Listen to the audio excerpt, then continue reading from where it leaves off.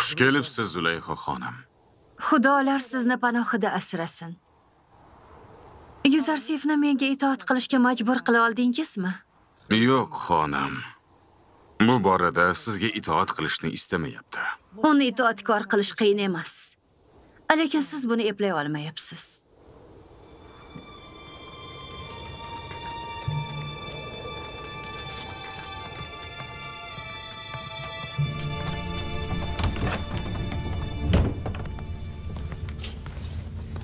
Men bu qulni jazosini olsin, och va suvsiz qolsin, azobini tortsin deya zindonga tashlattirgan edim. Shunday emasmi? Ammo siz unga hech qanday chora ko'rmayapsiz. Mening buyuk xonimim, afv eting. Biroq qochmoqchi bo'lgan kishanlanadi. Yuzarsifni qochish niyati yo'q. Ochko'z kimsani och qoldirishadi, ammo Yuzarsif ozginagina ovqatni ham do'stlari bilan baham ko'radi. Xato ish qiladigan mahkumlar qamchilanadi, lekin Yuzarsifning aybi yo'q. Demak, bu haqiqat. Yuzarsif barchangizni hayratga solgan, o'ziga mahliyo qilgan. Rostini aytsam, shunday xonimim. Men Zulayho xonimni Yuzarsifga maftun bo'lganini tushunaman. Uni yaxshi ko'rmaslikning imkoni yo'q. Karim momodan u bilan gaplashishni so'radim. Uni oldiga olib boring. Soqchi, Yuzarsifni uchrashuv xonasiga olib keling.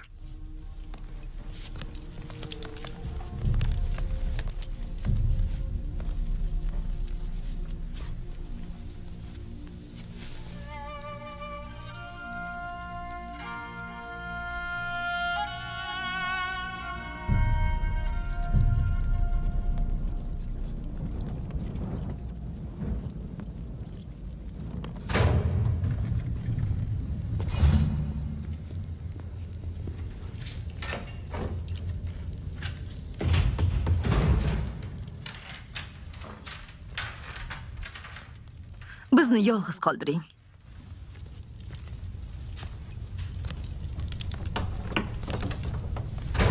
Yana nima bo'ldi, Karim momo? Zulayho xonim hali ham o'sha amalga oshmaydigan orzulari ortidan yuribdimi? U yana ovqat yeyish va uxlashni boshladi. Lekin seni unuta olmayapti. Men unga achinaman. Koshki nafsiga bunchalik bo'ysunish o'rniga aqliga itoat qilsa edi. Ishq aqlni tan olmaydi. Zulayho oshiq emas. Hirsni sevgi bilan almashtirmang. Ishq muqaddasdir va behayo qalblarda yashamaydi. Sen Zulayho xonimni behayo deb aytayapsanmi? Xudolarga qasamki, agar u ruxsat bersa, men seni qiynoqlar ostida taslim bo'lishga majbur qilardim. Ammo Zulayho xonimni duo qilginki, bunday qilishni istamayapti. Zulayhoning o'zi ham Yuzarsif hech qachon bu istakka rozi bo'lmasligini biladi. Shuning uchun ham meni qiynoqqa solishingizga yo'l qo'ying. Men Zulayhoni yaxshi ko'raman va xohishiga erishishda yordam beraman. Qo'limdan kelganini qilaman. Xoh u hirs bo'lsin, xoh sevgi. Sen ozod qilinishingni istamayman. Lekin Zulayho xonim shuni xohlayapti. Men ozod bo'lishingni yo'lini ko'rsatish uchun Zulayho xonim nomidan bu yerga yetib keldim. Zulayho xonimni qanchalik yaxshi ko'rasiz?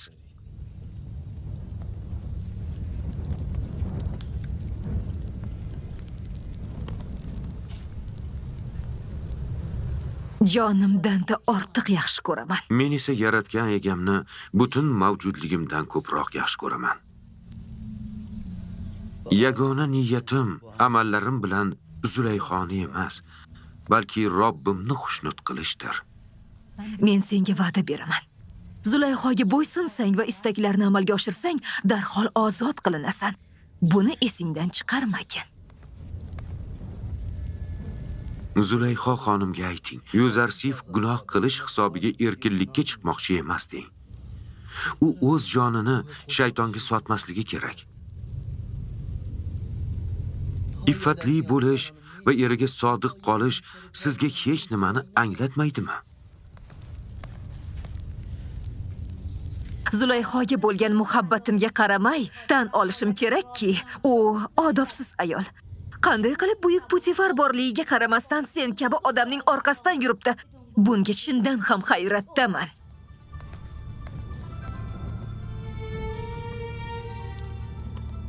Agar Zulayho haqiqiy va go'zal Xudoni bilganida, u Yusuf kabi oddiy xizmatkorga ko'ngil bermas edi.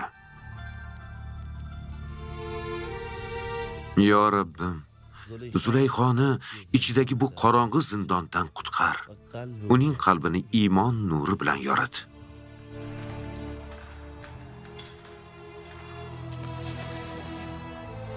Kirmaguncha uni shu yerda saqlang. Qachon tuya Nina teshigidan o'tsa, ana shunda Yuzarsifni ozod qilasiz.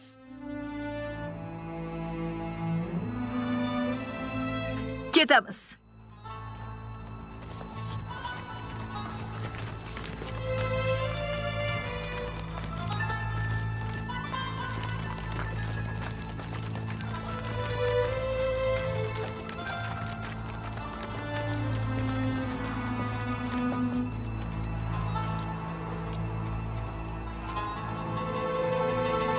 Zulayho xonim go'yo o'zini yo'qotgan qimorbozga o'xshaydi, lekin buni sezdirmayapti.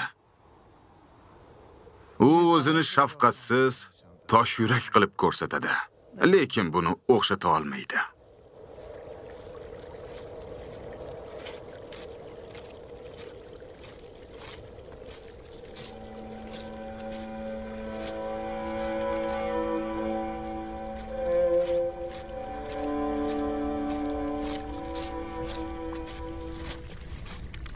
Yaratganning sizga salomlari bo'lsin. Yaratganning sizga salomlari bo'lsin. Men Yoqub payg'ambarni ko'rishni xohlayman. Unda biror ishingiz bormi? Unga Misrdagi bir yosh mahbusdan xabar olib kelgandim. Yosh mahbus dedingizmi? Ha. Men bilan yuring.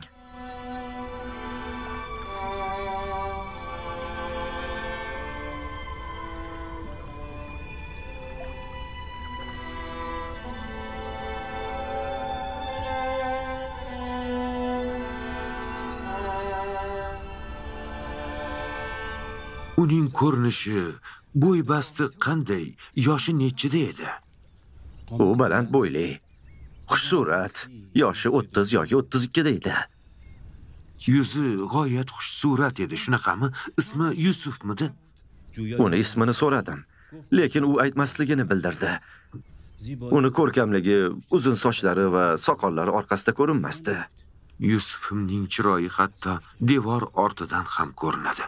Yo'q, hech narsa bu go'zallikni yashira olmaydi. U mendan Kanon xalqini yetakchisi haqida so'radi. Men sizni aytdim. U meva solgan 12 daraxt haqida so'radi. Bittasini kesishdi dedim. Nega u ismini aytmadi? Nega u buni ayta olmadi? U mening Yusufim bo'lsa, ismini aytardi. U buni otasi uchun aytardi. Siz undan xabar olib keldim deb aytgandingiz. To'g'ri. U uyidan uzoqda bo'lgan bechora mahbuslar uchun duo qilishingizni so'radi.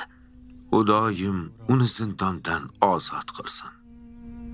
U yana qachon qo'lingizni Yaratganga duo qilish uchun ochsangiz, ota-onasidan uzoqda bo'lgan farzandlar uchun ham duo qilishingizni so'radi. U mening Yusufim. Otasidan ajralgan o'g'il mening Yusufimdir.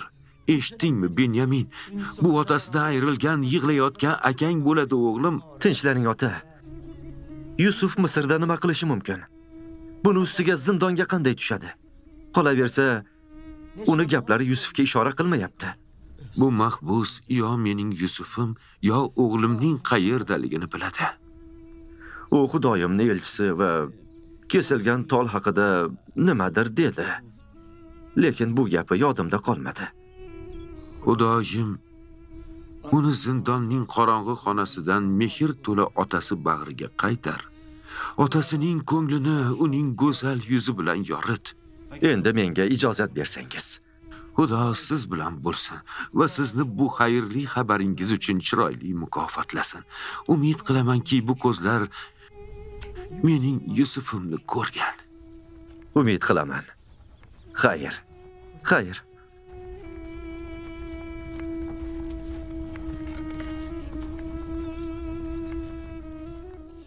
Hazratim, qirol elchisi sizga xabar olib kelibdi.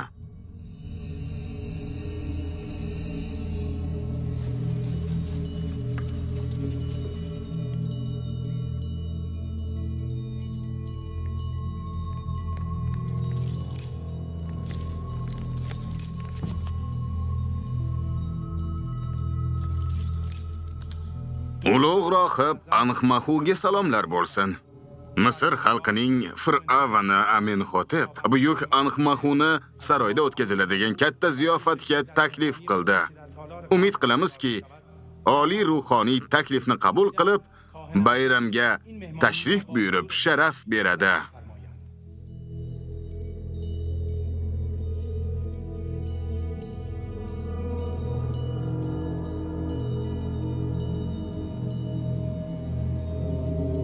Fir'avnning taklifini qadrlayman. Mayli, men bayramda qatnashaman. Ketishingiz mumkin.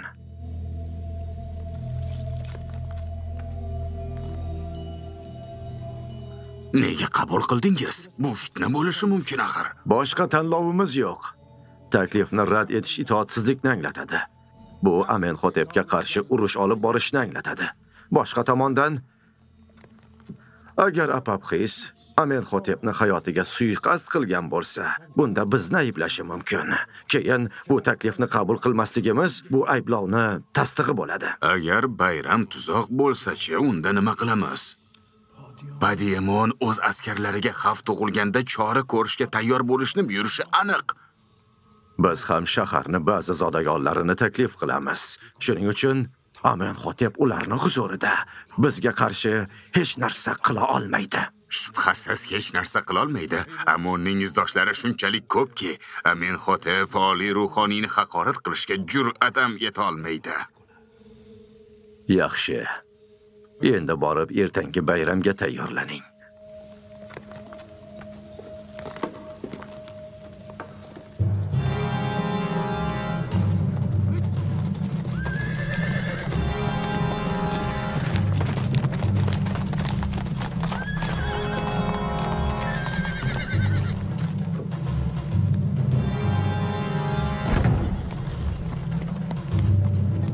Bosh soqchiga salomlar bo'lsin. Sizga ham salom. Biz Apopxis, Inarus va rohib Kimonini olib ketish uchun keldik. Amringiz bosh ustiga. Hozir ularni olib chiqamiz.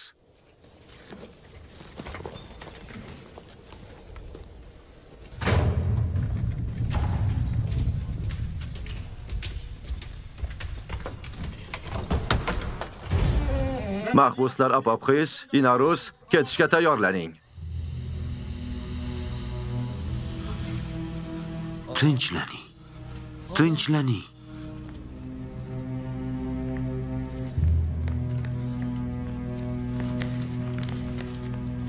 Qani, hukm chiqarish uchun Amenhotepning huzuriga borishingiz kerak. Apopxis, Apopxis, iymon keltirganing zotga tavakkul qil. Tavakkul qilaman. Uning irodasiga rozi bo'l.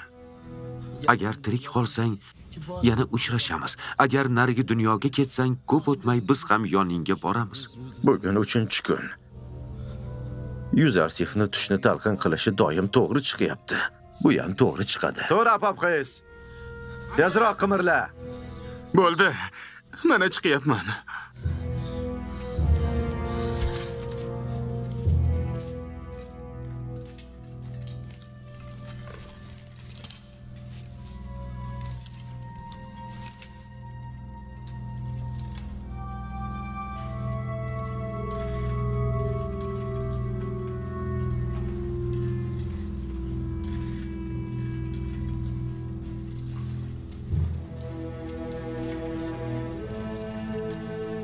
Qo'rqma, yaratgan egam bilan uchrashasan. Rohib Kimonini ham olib keling. Iymon keltirgan holda jon berganing uchun saodatga yetishasan. Agar bu yerdan omon chiqadigan bo'lsam, seni ko'rgani kelaman.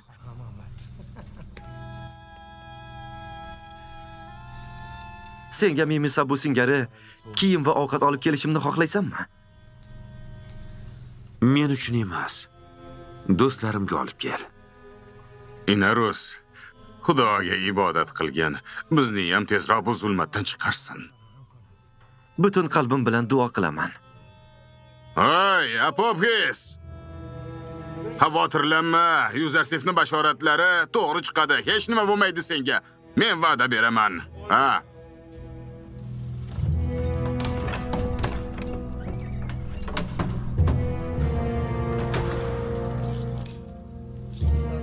Eshikni och. Ruhoniy Kimoni, tashqariga chiq. Bu yerdan ketasan.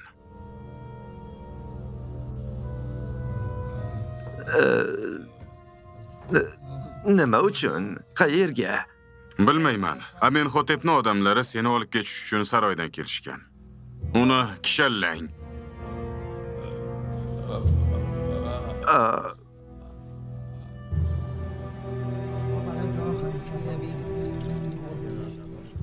Siz menga iymon yo'lini ko'rsatdingiz. Iymonimni saqlashga harakat qilaman. Sen Amenhotepning yoniga ketyapsan. Oldingi maqomingga yetishasan. Amenhotepni bir marta ko'rgan bo'lsam ham, u menda yaxshi taassurot qoldirgan. Uning huzurida meni tilga ol. Yuzarsif aybsiz va u hech qanday sababsiz zindonda yotibdi. Albatta buni aytaman. Undan seni ozod qilishini so'rayman. Yaxshi qoling. Xayr. Allohga omonat. Allohga omonat. Allohga omonat. Ishlaringga rivoj. Sizlarni Xudoga topshirdim. Allohga omonat sizlar. Bizlarni ham duo qil. Albatta duo qilamiz. Xafa bo'lma, qirol Amenhotep albatta seni ham ozod qiladi. Koshki bizni ham yordam so'raydigan odamimiz bo'lsa edi. Nima dedingiz? Amenhotep sizni ozod qiladi dedim. U buni qilishga qodir.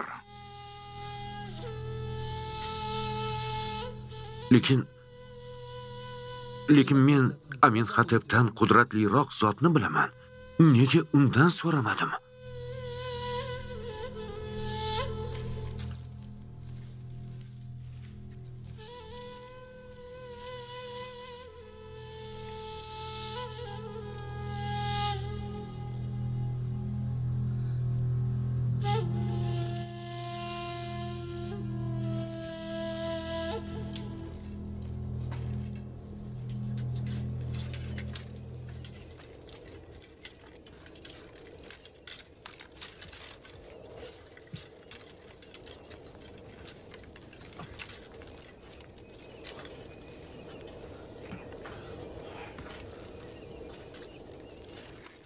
Kimoni janoblari, bu sizmi?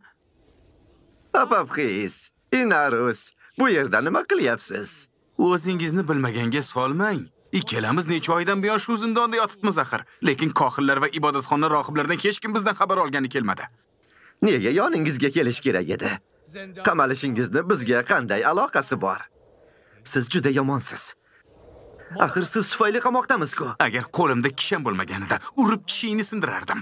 Ana shunda nega bizni ziyorat qilishning kerakligini tushunarding. Yaramas pastkash.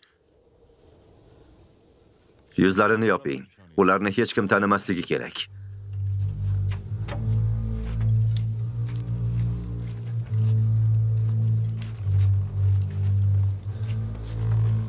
Qani ketdik. Imillamang, yuring.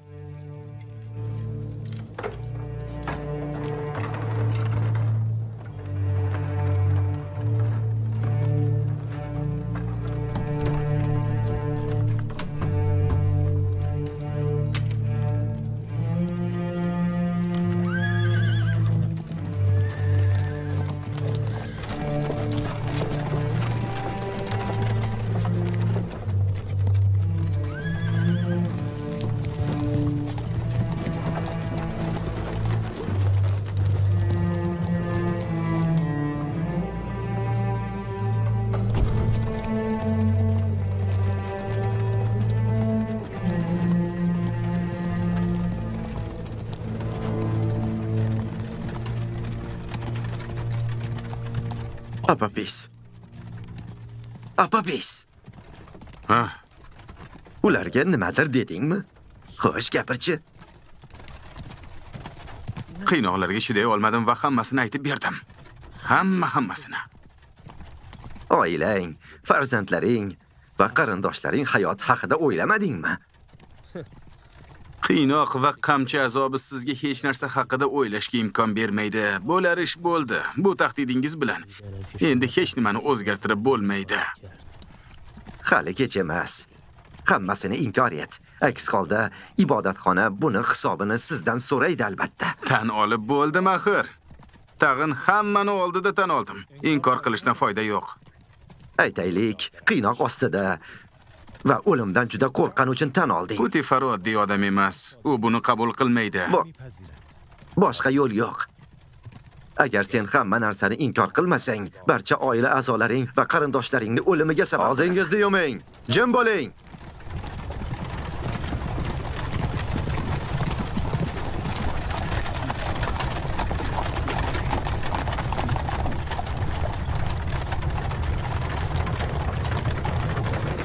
Bunchalar qayg'urma.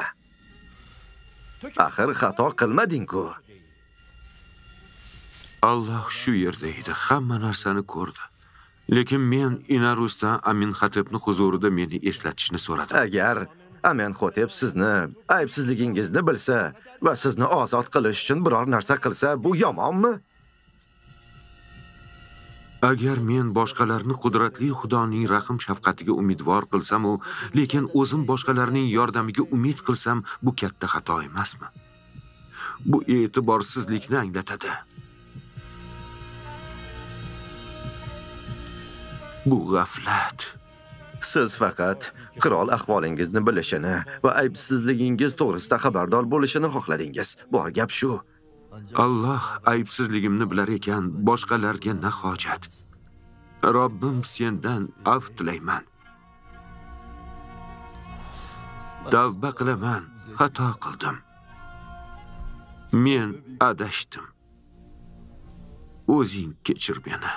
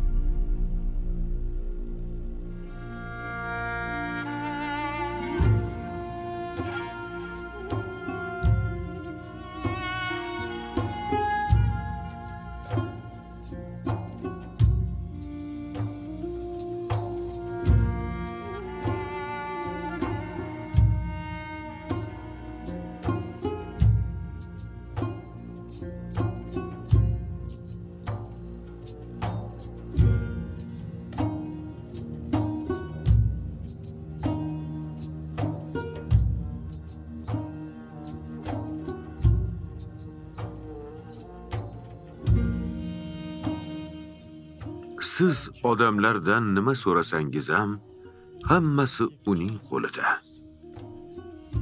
Undan boshqadan iltimos qilganlarning holiga voy. Agar qiyomat kuni yaratgan adolat bilan hukm qilsa,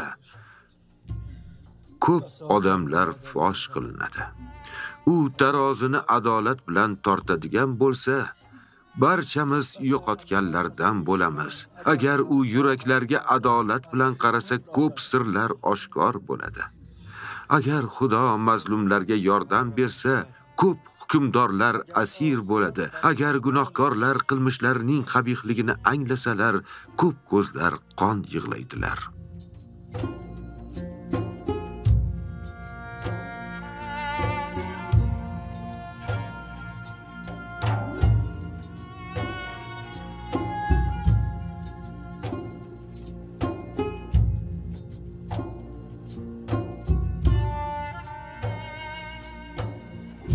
Gunohim uchun jazo haqida menga xabar berishga keldingizmi?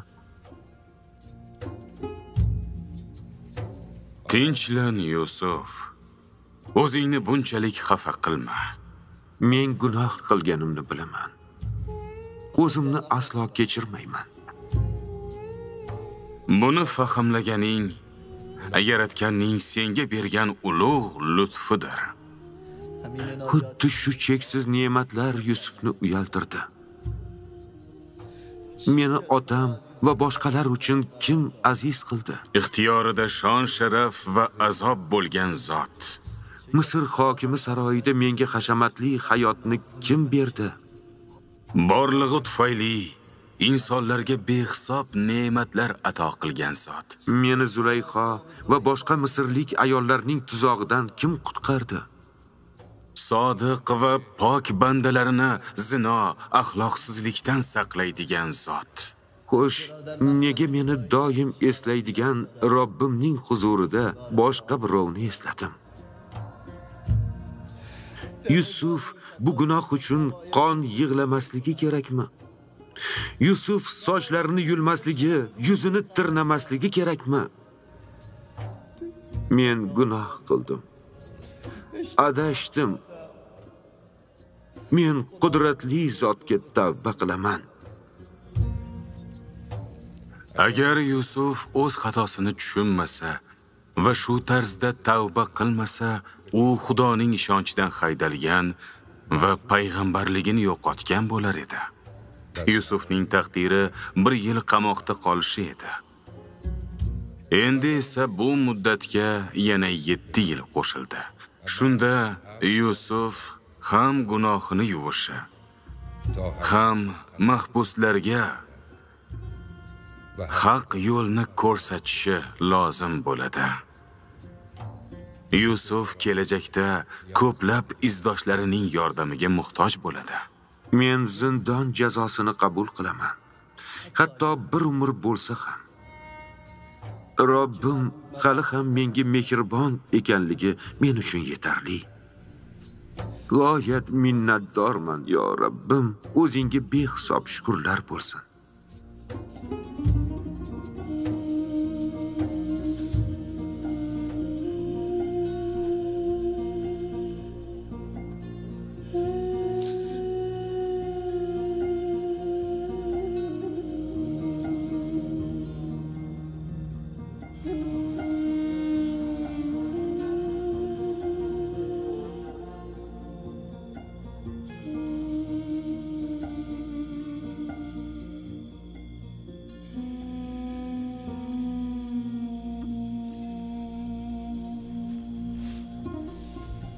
Meni kechiring.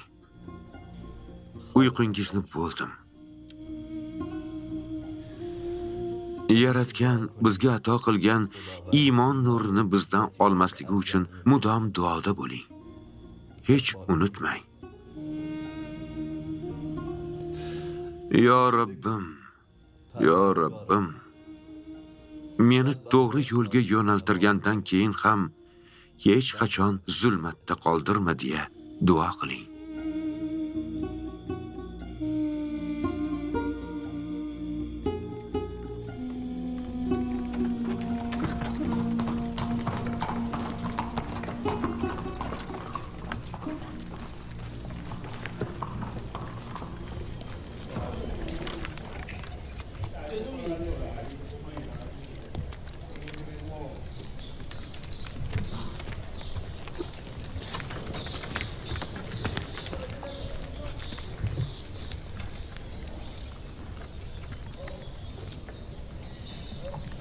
Sodir bo'ladigan xavf-xatarlarga qarshi zarur choralarni ko'rdingizmi ish qilib? Ha, hazratim. Askarlar va xizmatkorlar qurollangan. Xalq orasida ham qurollangan odamlarimiz bor. Agar biror narsa yuz bersa, ularga hujum qilishni buyurtam. O'zingizni boshqarishga harakat qiling. Behudaga g'azablanmang.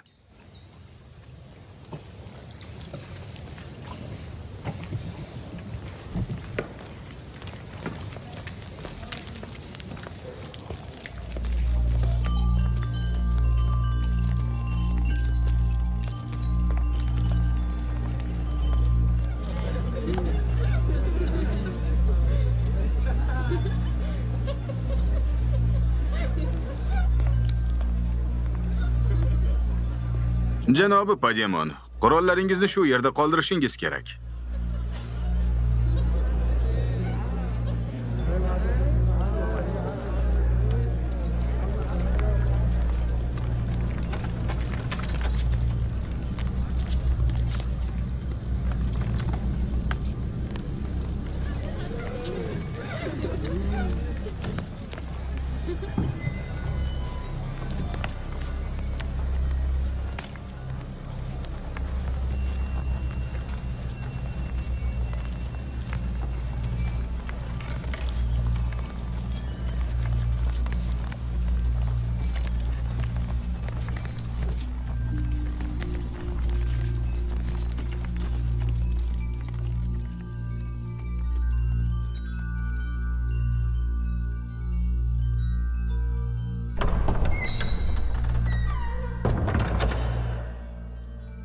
Misr hukmdori Amenhotep 3 tashrif buyuradi.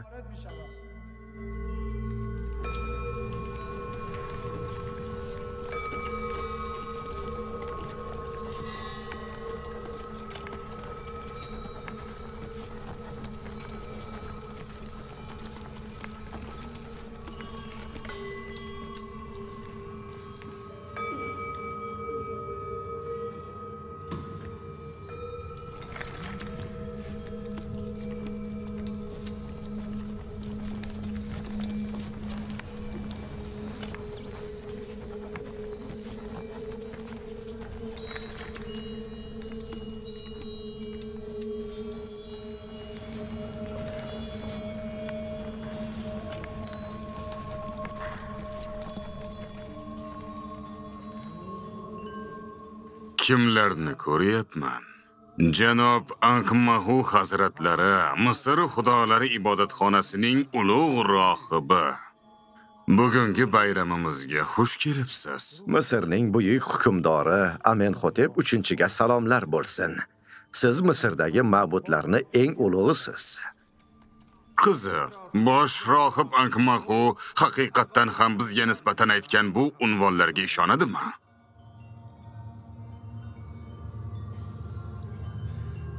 Bunga shubhamiz yo'q. Barcha gaplarimiz samimiy. Amon ibodatxonasidagi rohiblar Misrni barcha hukmdorlarini yarim xudolar deb hisoblashadi. Men sizday ulug' ibodatxona rohiblardan so'rayman. Agar kimdir odamni hayotiga qarshi fitna uyushtirsa, shunday unvonlarga ega bo'lgan Ankmahu qani aytingchi, u qanday jazolanishi kerak?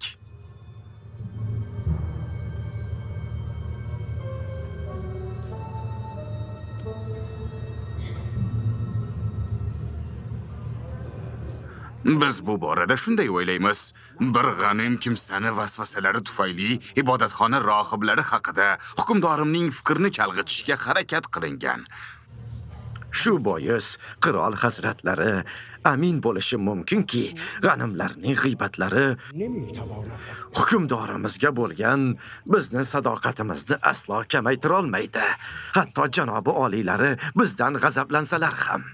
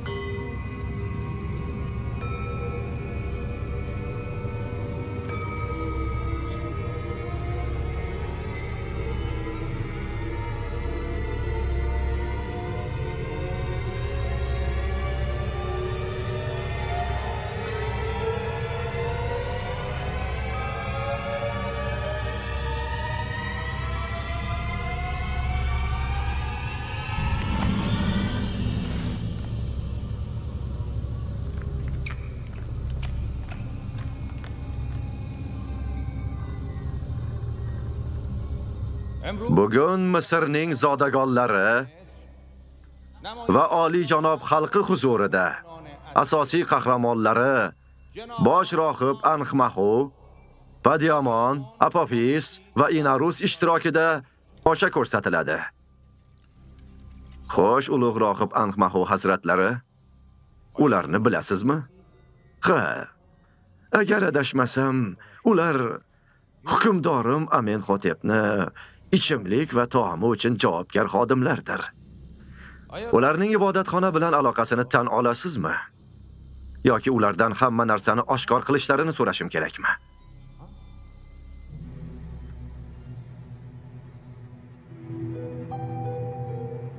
Ibodatxona ularni faqat Amonga sig'inuvchilar sifatida biladi. Boshqa aloqa mavjud emas.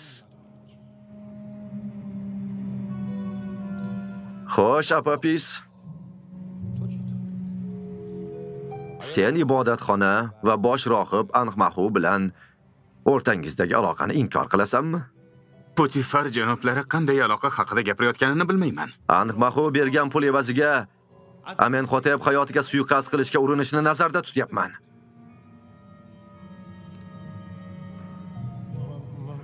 Anxmaxu hazratlari menga hech qachon bunday buyurmagan. Yo'q. Ammo sizlar zindon qo'riqchilari oldida Anxmaxu hukmdorini zaharlash evaziga sizga 1000 oltin tanga to'laganini tan oldingizlar. Bu gapingizga guvoh bo'lgan bir necha kishi bor. Bunday narsani aslo tan olmayman. Chunki qiynoq va azob oqibatida o'lib qolmay deb shunday degandim. Xo'sh, qirolni o'ldirishga urinish haqida nima deyish mumkin? Nega bunday qildingiz? Buni ulug' rohib Anxmaxu va ibodatxona ruhoniylariga hech qanday aloqasi yo'q edi. Bir kuni qirolim men bezatgan dasturxonni yoqtirmagan edi. G'oyat g'azablandi. Og'ir jazo berishidan qo'rqdim. Shu bois ehtiyot bo'lib ish qilishga qaror qildim. Hukmdorni o'ldirishga urinish jazo o'lim ekanligini bilasizmi? Asosiy aybdorlarni fosh qilish yaxshiroq emasmi? Shunda ular ham jazolangan bo'lardi.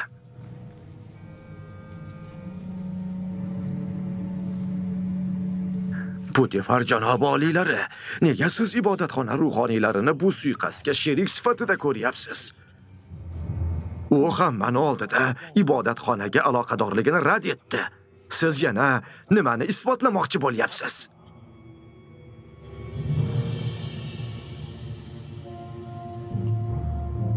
Hali quvonishingizga erta. Chunki o'yin hali tugagani yo'q.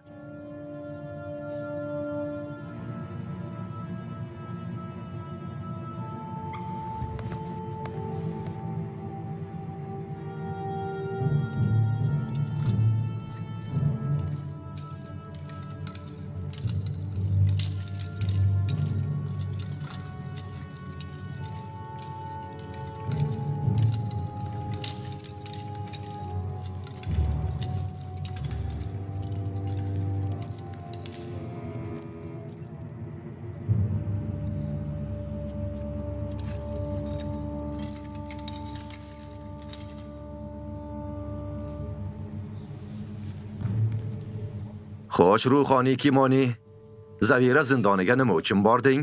Nega Apofis haqida so'rading? Apofisdan hech qanday xabar ola olmagan, yig'layotgan xotini va bolalari tufayli bordim. Ularga Apofis haqida xush xabar olib kelishga va'da bergandim. Men hamma joydan uni qidirdim. Zavira zindoniga yetib borganimda soqchilaringiz tomonidan ushlandim. Ammo Apofis allaqachon qamoqda siz bilan Anxmaxu yoniga borganini tan olgan va unga hukmdorni o'ldirish uchun pul to'lagansiz. Qiynoq ostida tan olish befoyda. Bu yo'l bilan adolat qilib bo'lmaydi.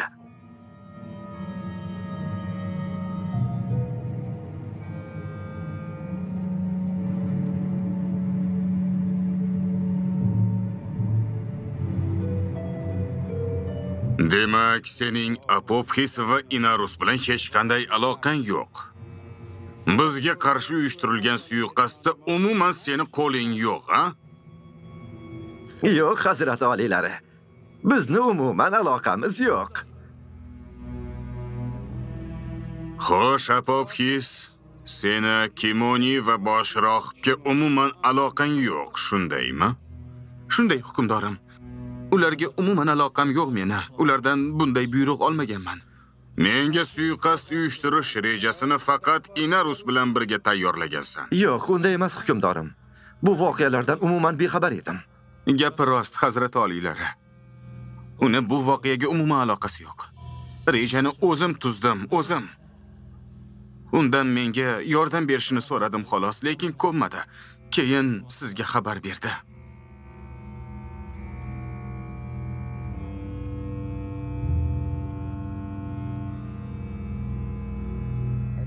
G'azab ichida sizni o'limga buyurmasimdan ko'zimdan yo'qoling.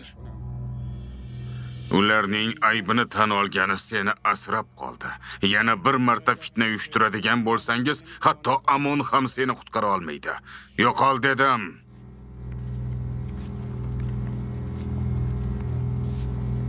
Bu xudolar va ibodatxona ruhoniylarini haqorat qilishdir. Ular kofirlardir. Ular Amonga xiyonat qilishdi. Bu haqoratlari javobsiz qolmaydi. Ahmoq, siz Anxmaxu va boshqalar uchun o'z hayotingizni qurbon qildingiz.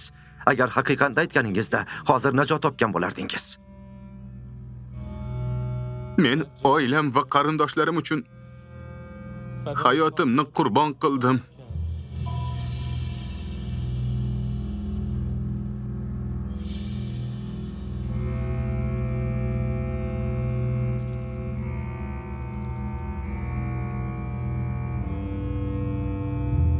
Inarusni ozod qiling. Ammo Popxis ertaga boshqalarga saboq bo'lishi uchun osiladi. Kimoni sen ketishing mumkin, ammo bilginki, men tez orada ibodatxonaning bu jinoyatga aloqasi borligini isbotlayman va barchangizni Popxis kabi osib o'ldiraman.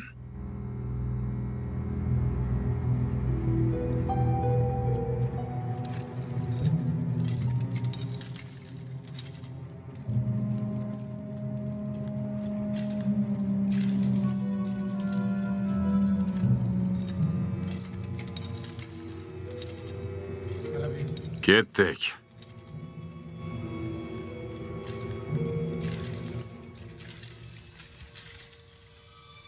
O'yin tugadi. Hamma tashqariga chiqsin.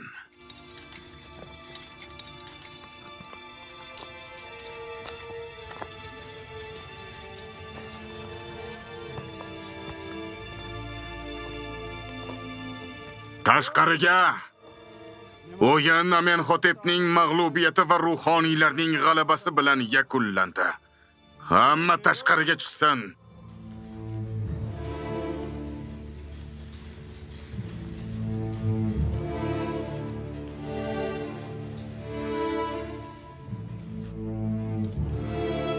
Inarus! Labbay hukmdorim. Bizning sharobimizga sen javobgarmisan? Men hazratim, menman. Unda sharobim qani? Hoziroq keltiraman hukmdorim.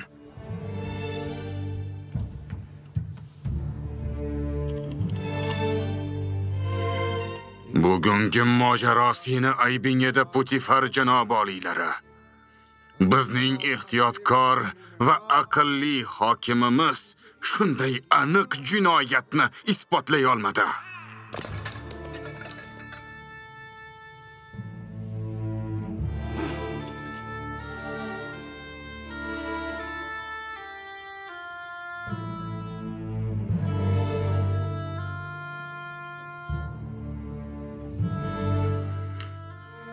Sen bizga hammasi yaxshi bo'lishini aytgan eding, janobi Putifar.